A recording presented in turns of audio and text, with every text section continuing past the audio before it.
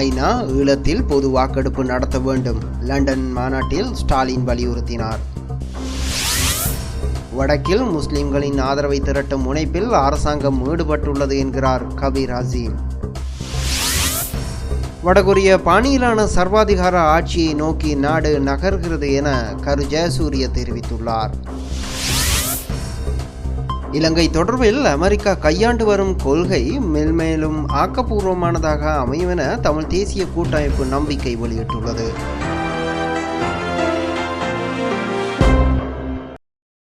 இனி விரிவான செய்திகள். காவல் நிலையங்களுக்கு திடீர் விஜயங்கள் மேற்கொள்ளப்படும் என இலங்கை மனித உரிமை ஆணைக்குழு அறிவித்துள்ளது. சட்டவிரோத கைதிகள் மீதான அடக்குமுறைகள் தொடர்பான குற்றச்சாட்டுகள் தொடர்பில் விசாரணை நடத்தும் நோக்கில் இவ்வாறு திடீர் விஜயங்கள் மேற்கொள்ளப்பட உள்ளன. முன் அறிவித்தலின்றி திடீரென காவல் நிலையங்களுக்கு விஜயம் செய்து நிலைமைகள் குறித்து நேரில் கண்காணிக்கப்படும் என மனித உரிமை ஆணைக்குழு அறிவித்துள்ளது.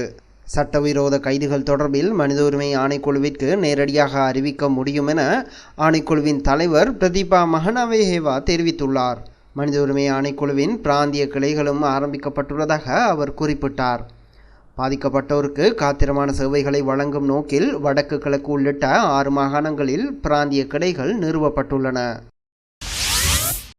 ஈழத்தமிழர் பிரச்சினைக்கு நிரந்தர அரசியல் தீர்வு கிடைக்க இலங்கை மற்றும் புலம்பெயர்ந்து வாழும் தமிழர்களிடம் ஐநா மேற்பார்வையில் பொது வாக்கெடுப்பு நடத்த வேண்டும் என்று தமிழக முன்னாள் துணை முதல்வரும் திமுக பொருளாளருமான மு.க. ஸ்டாலின் வலியுறுத்தினார்.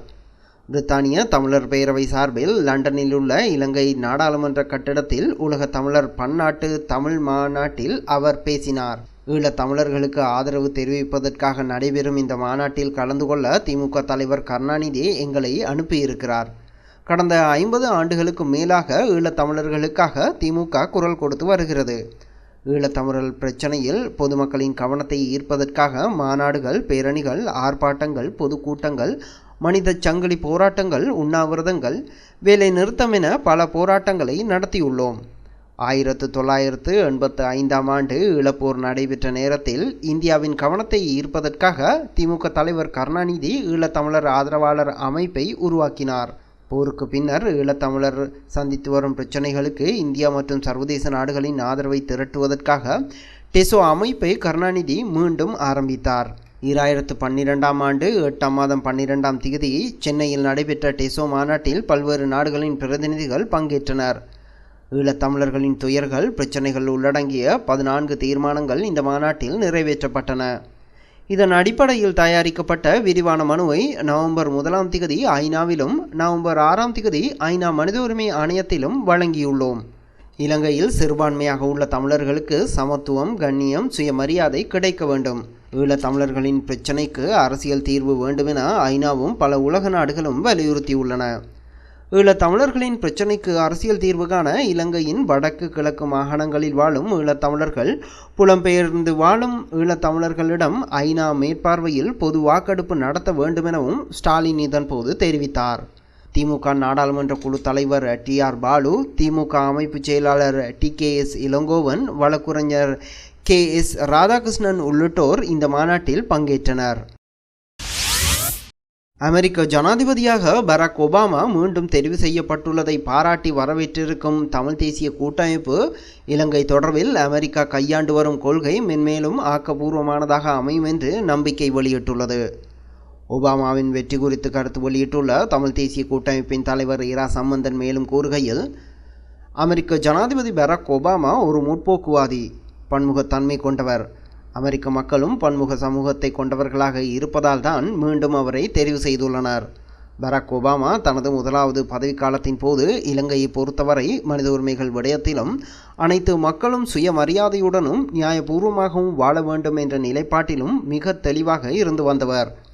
ஜெனீவாவின் மனித உரிமைகள் தொடர்பான அமர்வில் இலங்கை குறித்த விசேட பிரேரணை ஒன்றை கொண்டு வந்து அவரது தலைமையின் கீழ்தான் ஆக்கப்பூர்வமான விடயங்கள் இடம்பெற்றன.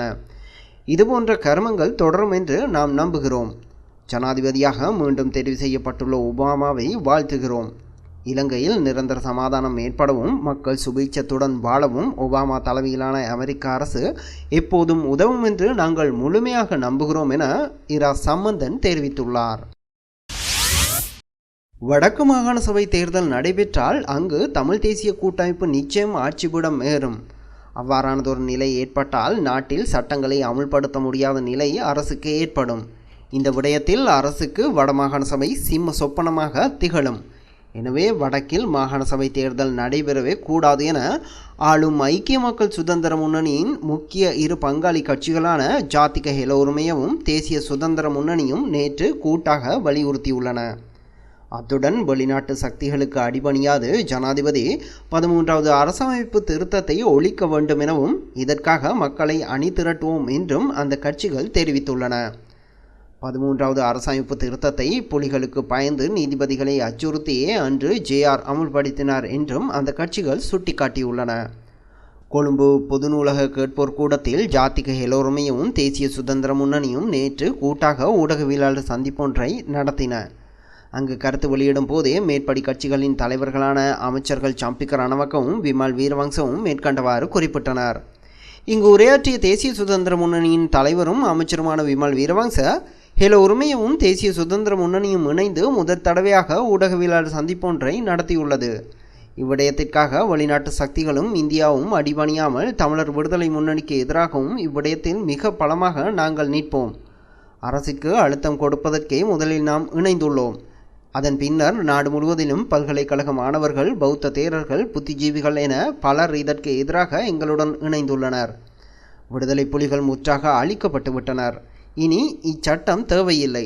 தற்பொழுது நாடாளுமன்றத்தில் 3/2 பங்கு பலம் ஜனாதிபதி மஹிந்த ஆட்சியில் இருக்கும்போது உடனடியாக 13வது திருத்தத்தை அகற்ற வேண்டும் என விமல் வீரவங்ச இதன்போது தெரிவித்தார். பிரதம நீதியரசர் சிராணி பண்டாரநாயக்கவிற்கு எதிராக முன்வைக்கப்பட்டுள்ள நம்பிக்கையில்லா பிரேரணை 200 ஆண்டுகளுக்கு மேலான காலம் இலங்கையின் நீதித்துறை வரலாற்றில் பாதிப்பான அழுத்தங்களை ஏற்படுத்தும் என முன்னாள் பிரதம நீதியரசர் சரத்தன் சில்வா தெரிவித்துள்ளார். இந்த சம்பவம் சர்வதேசத்திற்கு செல்வதன் மூலம் பாதிக்கப்பட போவது நாடும் நாட்டின் நட்பெயருமே எனவும் நீதித்துறை மீது குற்றஞ்சுமத்த முன்னர் அதனால் ஏற்பட போகும் பாதிப்புகள் குறித்து சிந்தித்து பார்க்க வேண்டும் எனவும் சரத்தன் சில்வா தெரிவித்துள்ளார்.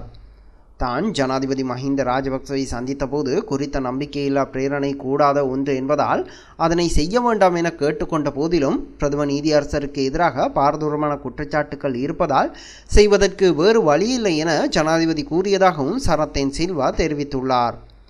நிலைமையை அவ்வாறாயின் மிகவும் கவனமாக அந்த நடவடிக்கையை மேற்கொள்ளுமாறு தான் ஜனாதிபதியிடம் கூறியதாகவும் சரத்தன் சில்வா தெரிவித்தார். கொழும்பு நாராயண்பேட்டையில் நேற்று நடைபெற்ற ஊடகவியலாளர் சந்திப்பின் போதே அவர் இந்த கருத்துக்களை தெரிவித்தார். மேலும் ஐக்கிய தேசிய கட்சியுடன் தான் ஒருபோதும் அரசியல் தொடர்புகளை கொண்டிருக்க எண்ணவில்லை எனவும் சரத்தன் சில்வா இதன்போது தெரிவித்துள்ளார். இதனால் நுழைய நினைக்காத கதவை ரணில் விக்ரமசிங்க மூடுவதால் எந்த பயனும் இல்லை எனவும் அவர் தெரிவித்துள்ளார். வடக்கில் முஸ்லிம்களின் ஆதரவை திரட்டும் முனைப்பில் அரசாங்கம் ஈடுபட்டுள்ளதாக ஐக்கிய தேசிய கட்சியின் பாராளுமன்ற உறுப்பினர் கபீர் அசீம் தெரிவித்துள்ளார். வடக்கு மாகாண சபை தேர்தலில் தனித்து போட்டியிட்டால் பாரிய தோல்வியை எதிர்நோக்க நேரிடும் என்பதை அரசாங்கம் புரிந்து கொண்டுள்ளதாகவும் அவர் குறிப்பிட்டுள்ளார். இதனால் வடக்கைச் சேர்ந்த சில முஸ்லிம் மத தலைவர்கள் மற்றும் சமூக அமைப்புகளுடன் அரசாங்கம் தொடர்புகளை ஏற்படுத்தி கொண்டுள்ளதாக அவர் கூறினார். தேர்தலை வெற்றியீட்டும் நோக்கிலேயே அரசாங்கம் இவ்வாறு செயற்பட்டு வருகிறது. முஸ்லிம் மக்களின் ஆதரவுடன் வடமாகாண சபை தேர்தலில் போட்டியிடுவதே அரசாங்கத்தின் இந்த புதிய முயற்சியின் உள்நோக்கம். அரசாங்கத்துடன் கூட்டணி வைத்து கொண்ட முஸ்லிம் கட்சிகள் தனது அடையாளத்தை இழந்துள்ளன. முஸ்லிம் மக்களின் நலனுக்காக ஐக்கிய தேசிய கட்சி தொடர்ச்சியாக கடமையாற்றி வருகிறது எனவும் கபீர் அசீம் தெரிவித்தார். முஸ்லிம் மத வழிபாட்டு தலங்கள் மீது தாக்குதல் நடத்தப்படுவதாகவும் இம்முறை ஹஜ் பெருநாள் விடுமுறையில் குளறுபடிகள் ஏற்பட்டதாகவும் கபீர் அசீம் மேலும் தெரிவித்துள்ளார். வடகொரியா பாணியிலான சர்வாதிகார ஆட்சி நோக்கி நாடு நகர்வதாக ஐக்கிய தேசிய கட்சியின் முன்னாள் பிரதி தலைவர் கரு ஜயசூரிய தெரிவித்துள்ளார். வடகொரியா, ஜிம்பாப்வே போன்ற நாடுகளில் காணப்படும் சர்வாதிகார ஆட்சியை ஒத்த வகையில் இலங்கையின் ஆட்சி முறை மாற்றமடைந்து செல்வதாக அவர் வருத்தம் வெளியிட்டுள்ளார். கொழும்பில் நடைபெற்ற ஊடகவியலாளர் சந்திப்பில் கலந்து கொண்ட போது அவர் இதனை குறிப்பிட்டுள்ளார். சட்டமா அதிபர் திணைக்களமும் நீதிமன்றமும் சுயாதீனமாக இயங்கக்கூடிய சூழ்நிலை உருவாக்கப்பட வேண்டும் எனவும் அவர் வலியுறுத்தியுள்ளார். அண்மையில் சட்டமா அதிபர் திணைக்களம் நேரடியாக ஜனாதிபதியின் கட்டுப்பாட்டுக்குள் கொண்டுவரப்பட்டுள்ளது.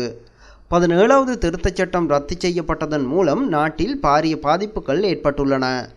ஜனநாயக நெறிமுறைகளுக்கு புறம்பான வகையில் நீதிமன்றத்தின் மீதான தலையீடுகள் ஏற்புடையது அல்ல எனவும் கரு ஜெயசூரிய தெரிவித்துள்ளார். ஆஸ்திரேலியாவிற்கு சட்டவிரோதமாக கடல் வழியாக பயணம் செய்யும் இலங்கையர்களின் பெரும்பாலானவர்கள் அகதிகள் அல்ல எனவும் அவர்கள் பொருளாதார காரணங்களின் அடிப்படையில் இலங்கையை விட்டு செல்பவர்கள் எனவும் குடியேற்றவாசிகள் தொடர்பான சர்வதேச அமைப்பு தெரிவித்துள்ளது. இவ்வாறு ஆஸ்திரேலியாவிற்கு சட்டவிரோதமாக செல்லும் நபர்கள் தொடர்பாக நடத்தப்பட்ட விசாரணைகளில் இந்த விடயம் மிக தெளிவாக தெரிய வந்துள்ளதாக அந்த அமைப்பின் இலங்கைக்கான தலைவர் தெரிவித்துள்ளார்.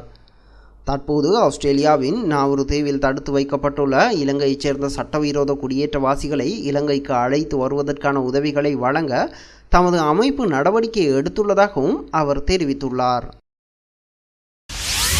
இத்துடன் செய்திகள் நிறைவடைந்தன. விரிவான செய்திகளுக்கு globaltamilnews.net என்னும் இணையத்தை பார்வையிடவும். வணக்கம்.